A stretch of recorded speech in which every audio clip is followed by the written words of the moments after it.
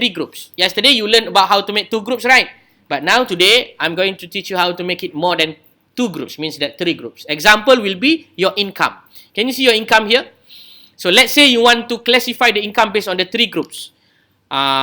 Less than 5,000, 5,000 to 10,000, and more than 10,000. How to do that? You can just go to the transform, recode into different variables, and then you have to call the income here, and then you name the output variable become income.cat change, and then you go to the old and new values, same like yesterday, but now not here, not this one, but you are using the range. You see?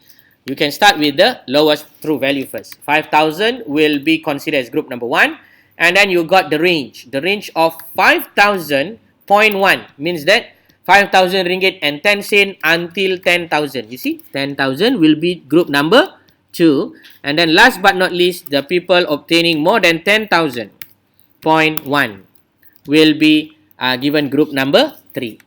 You see? And then you click continue and paste or OK. Just to give you some idea how to do it. Wait, you don't see it because I already closed it so that you can think of yourself lah.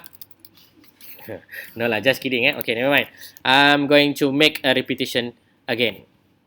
So how to do that? The first